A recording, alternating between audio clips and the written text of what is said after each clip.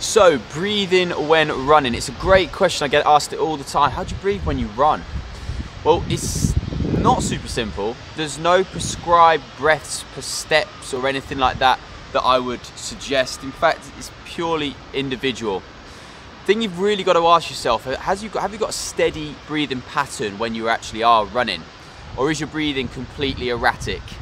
If you saw someone running erratically in the park, arms, legs flying anywhere like Phoebe, you'd think they're probably not very good at running.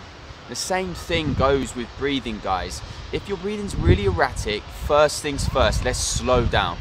Let's get to a pace in which you can breathe in a consistent, coordinated pattern.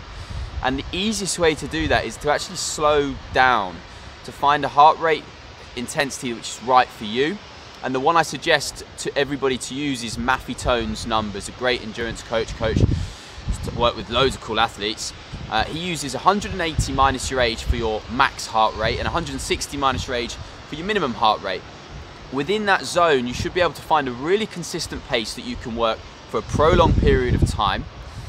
And with that, you should be able to find a really consistent breathing pattern that works for you as well.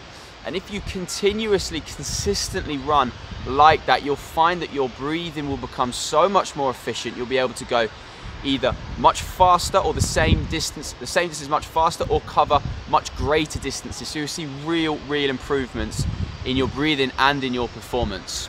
I'll tell you a little bit more about breathing on our part 2.